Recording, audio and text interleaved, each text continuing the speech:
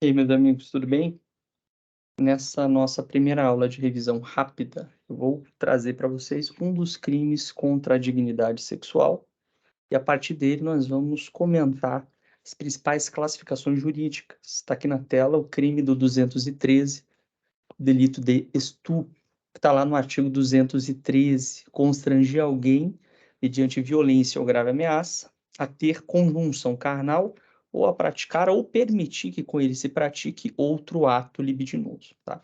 Primeira coisa que vocês devem lembrar é que houve uma reforma do Código Penal em 2009 que revogou o antigo crime de atentado violento ao pudor, que estava no artigo 214, e unificou-se todas as condutas delitivas de estupro e atentado violento ao pudor num único dispositivo, que é o 213, de modo que este delito que tutela como bem jurídico a dignidade sexual, e mais especificamente a liberdade sexual, ou seja, o direito de autodeterminação da vítima, tá? De escolha dos seus parceiros, tanto faz aqui o sujeito passivo será homem ou mulher, não há mais diferença de gênero ou de sexo, trata-se, portanto, de um crime comum, tá aqui, ó, na classificação, comum porque qualquer pessoa pode ser autor e qualquer pessoa pode ser vítima, tá? É crime pluriofensivo porque, ao mesmo tempo que viola a liberdade de escolha, no sentido sexual, a liberdade sexual, também viola ou pode violar a integridade física ou até mesmo a própria vida, no caso do estupro que resulta a morte, né, a chamada modalidade qualificada de estupro. Lembrem que o crime qualificado é aquele que prevê um novo patamar máximo e mínimo de pena, né? A pena do 213 é de 6 a 10 anos. Já a pena do 213, parágrafo 2º, quando resulta a morte, salta para 12 a 30 anos, uma pena semelhante à do homicídio. Isto é o crime qualificado. Também se resultar lesão corporal de natureza grave ou se a vítima for menor de 18 anos ou maior de 14 anos, receba 8 a 12 anos. Percebam que na modalidade básica do caput, da cabeça do artigo 213, nós temos um crime comum, esta é a regra. Mas no parágrafo 1º, quando ele fala que se a vítima é menor de 18 ou maior de 14, nós temos aqui um crime especial ou próprio, porque exige uma característica específica da vítima, qual seja, uma idade inferior a 18 anos, mas tem que ser maior de 14. Porque se a vítima for menor de 14, presume-se uma violência absoluta, tá? Presume-se que ela sequer teria poder de consentir, e aí o crime será outro. O crime será 217A, estupro de vulnerável, que também é um crime especial ou próprio, porque prevê uma qualidade, uma característica específica da vítima, do sujeito passivo, né? Lembrando, o sujeito ativo é o autor do delito, o sujeito passivo é a vítima do delito. Mas é um crime também material. Por que que é um crime material? Porque para a sua consumação exige-se a efetiva lesão ao bem jurídico, o efetivo dano. Um dano tem que ser real. O resultado previsto no tipo penal deve ser alcançado pelo sujeito ativo. Se o sujeito ativo não consegue constranger a vítima e não consegue efetivamente ter conjunção carnal ou qualquer outro ato libidinoso com a vítima, se antes, não é, de conseguir manter a relação sexual com a vítima, a polícia bate na porta, né, a vítima consegue fugir e, portanto, né, o ato libidinoso não se concretiza, nós teremos então um crime tentado. Né? Lembrem do iter criminis, né? Cogitação, preparação, execução, consumação e, em alguns casos, o exaurimento. Nos crimes materiais, eu tenho essas quatro primeiras fases, né? Cogitação, preparação, execução e consumação. Se o sujeito executa, não é? Ele, enfim, constrange a vítima, segura a vítima, agarra a vítima, mas antes de manter o ato sexual, o ato libidinoso, a vítima consegue fugir, houve a execução, mas não houve a consumação, porque a consumação está prevista aqui no tipo penal. É preciso ter, ou seja, é preciso manter, é preciso que haja efetivo dano ao bem jurídico e liberdade sexual. E se não houver? Se não houver, daí você aplica o artigo 14, parágrafo único. A pena será reduzida de 1/3 a 2/3.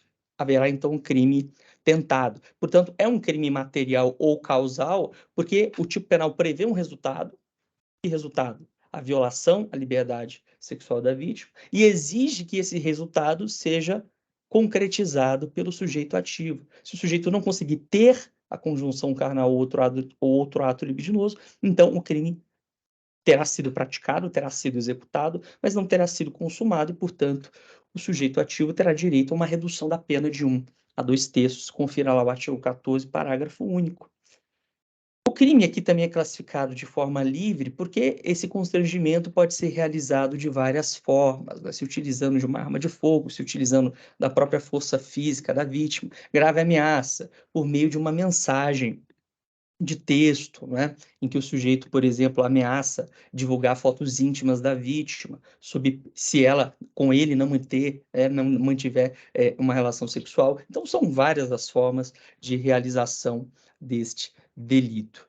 Ok? Inclusive, admite-se, não é, o chamado estupro à distância, nem sequer é exigido contato físico entre autor e vítima. É possível, nesse exemplo que eu dei, que o sujeito ameace de divulgar fotos íntimas, né, e exija que a vítima, por exemplo, faça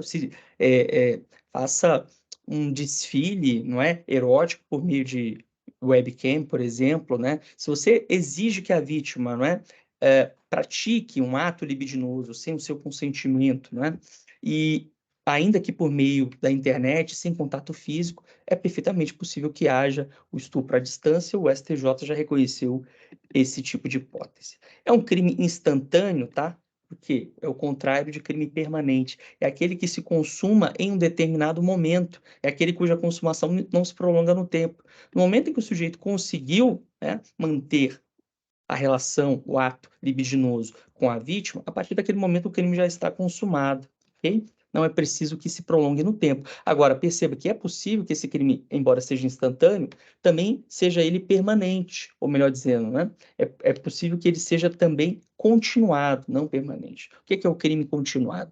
É quando nós temos um conjunto, uma série de violações que se prolonga no tempo, né? O crime continuado, uma série de atos que são repetidos, que isoladamente constituiriam crimes autônomos, mas é como se fosse um capítulo de um livro, né? Então, naqueles casos que existiram, por exemplo, do pai, não é? Que trancou a filha, o enteado, num porão e abusou dela por anos a fio, nós temos, na verdade, que entender isso como um capítulo de um livro macabro, mas um livro de terror, né? De modo que você vai aplicar o artigo 71, e aí então você vai considerar apenas a pena do crime mais grave, que nesse caso vai ser a mesma, né? Artigo 213, e vai elevá-la de um determinado patamar. Então, crime continuado é quando nós temos uma série de atos, tá, que são praticados de forma autônoma, mas precisam ser lidos como se fosse um capítulo de um livro, ok? Atos praticados no mesmo contexto temporal, ou seja, a jurisprudência diz entre, no máximo, 30 dias, então o sujeito abusa da vítima em uma semana, um dia, 2, 3, 4, 5, ele não vai responder por 5, por 10, por 15 crimes sexuais, o crime de estupro, ele vai responder por um único crime, né, com uma pena majorada. Então, no crime continuado, eu tenho uma situação de vários atos, é como se fossem reticências, como dizia o Roberto Lira Filho, né? Reticências, né? Porque são vários atos que isoladamente têm a sua autonomia jurídica, mas que lidos conjuntamente levam-se a por ficção um único delito, tá? Um único delito, em que você pega a pena do mais grave e exaspera e aumenta, tá? E incide uma causa de aumento. Portanto, é perfeitamente possível que o crime seja instantâneo e seja também ele continuado, ou seja, que um conjunto de condutas autônomas sejam lidas conjuntamente como se fossem um único delito. E aí você aplica a pena ficta, né, como se fosse um crime único. Lembrem também no caso do furto, né, que a gente comentou em outras oportunidades, né? A pessoa vai lá, furta todo dia R$ 20 do caixa do mercado, para ao fim do mês conseguir subtrair R$ 1.000. Ela, na verdade, todo dia subtrai R$ 20 para passar desapercebida, é o modus operandi dessa pessoa. Mas o objetivo final dela é subtrair R$ 1.000. Também isso pode se aplicar a crimes sexuais, ok? É um crime, em regra, comissivo, porque exige um ato por ação, uma ação, né? Também você pode chamar ação de comissão, ok? Então, se o tipo penal exige que haja a prática efetiva de um ato libidinoso, conjunção carnal que viola a liberdade, tá, sexual da vítima, é porque esse ato, obviamente, tem que ser realizado por ação, né? Agora, é possível imaginar o estupro por omissão? Sim, é possível. No caso da omissão imprópria, lembra que omissão imprópria é quando há o dever de agir de um garantidor do bem jurídico. Isso está lá no artigo 13 do Código Penal. Pessoas que, se não agirem, respondem pelo resultado. Exemplo, a mãe sabe que o padrasto abusa da sua própria filha e não faz nada. Ou seja, a filha conta para ela e ela finge que não vê, não toma providência, não aciona a polícia, o conselho tutelar, nenhuma autoridade. Neste caso, a mãe vai responder também por estupro, né? O autor do delito, o padrasto, responde pela modalidade comissiva, ativa, por ação, e aquele que tem um dever de cuidado, o garantidor, a mãe, vai responder por estupro por omissão imprópria, né? Omissão imprópria, porque é o dever de garantia, tá? É um crime também unissubjetivo. Por que unissubjetivo? Porque exige apenas uma única pessoa para a sua prática. Não precisa duas pessoas, como nesse exemplo que eu dei agora. Basta uma única pessoa, tá? Unissubjetivo, uma única pessoa. E se mais de uma pessoa praticarem esse delito? Aí nós teremos o chamado concurso eventual, ok? Concurso eventual. Não é necessário, é esporádico. E, por fim, o crime também pode ser classificado como plurissubsistente. O que é um crime plurissubsistente? É aquele que existe, aquele que é executado, não é? Por meio de vários atos que podem ser fragmentados, podem ser divididos no tempo. Plurissubsistente é aquele delito que, para ser consumado, tá? Vários atos intermediários são praticados, tá? Então, no caso aqui de estupro, por exemplo, né, o sujeito vai lá, segura a vítima, isso é um ato, né? Ameaça a vítima, isso é um segundo ato, tenta despir a vítima, isso é um outro ato, consegue manter o ato libidinoso, isso é um quarto ato, ou seja, é possível fragmentar no tempo. Quando você consegue fragmentar um delito no tempo e dividi-lo em vários atos parciais, você vai chamar esse delito de plurissubsistente. E o contrário de crime plurissubsistente é o crime, não é? Unissubsistente, aquele que não admite fragmentação, divisão no tempo. Exemplo, crime contra a honra, né? Se eu xingo uma pessoa, não é? Se eu falo que ela, não é? Você, né, é um vadio, você não trabalha, você não faz nada, isso com um tom pejorativo. Veja, não é? Esse ato não pode ser fragmentado no tempo. Foi uma única palavra que eu disse, né? E o crime se consumou naquele mesmo momento em que eu proferi a palavra ofensiva. Não é possível dividi-lo em vários atos parciais. Já no crime de estupro, como em vários outros, é possível essa divisão. Por isso, nós o chamamos de crime plurissubsistente. Ok? É um crime, por fim, quanto ao elemento subjetivo, um crime doloso, obviamente não admite, não é?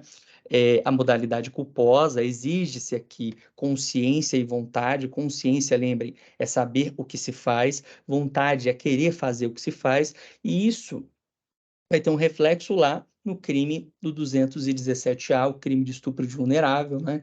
Quando se exige, não é, o conhecimento da idade da vítima. Lembrem que no crime de estupro de vulnerável, presume-se que a pessoa menor de 14 anos não tem consentimento, não é capaz de consentir, tá?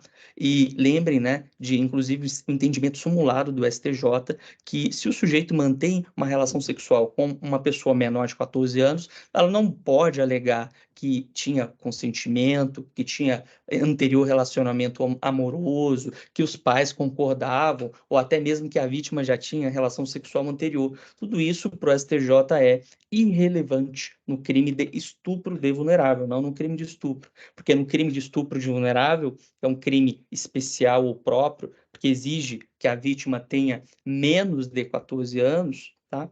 Lá essa característica é a que diferencia o crime de estupro. E se o sujeito alega que não conhecia a idade da vítima, aí pode ocorrer um erro de tipo, né? Vocês devem avaliar, claro, as circunstâncias do caso concreto.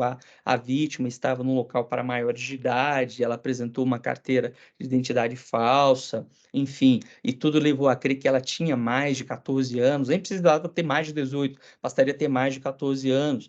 Daí, então, o sujeito ativo, não é? O suspeito, ele se enganou, houve uma falsa representação da realidade. Daí, então, eu poderia excluir o dolo, né? Excluiria o elemento cognitivo do dolo, ou seja, a consciência, o conhecimento da idade da vítima, portanto, excluiria o dolo e, por conseguinte, o tipo subjetivo, logo o fato seria atípico. Relembrem essa questão do erro de tipo no crime de estupro de vulnerável, tá? E, por fim, sendo ele um crime plurissubsistente, a consequência é admitir tentativa, porque a tentativa é possível nos crimes apenas plurissubsistentes, porque a tentativa é quando eu consigo fragmentar a ação em vários momentos, né? Então, se o sujeito segura a vítima, né, a amarra, né, tenta despila, e antes disso a polícia chega, a vítima consegue fugir, daí então eu teria justamente a hipótese de tentativa. Daí lembrem as espécies de tentativa, né? Pode haver tentativa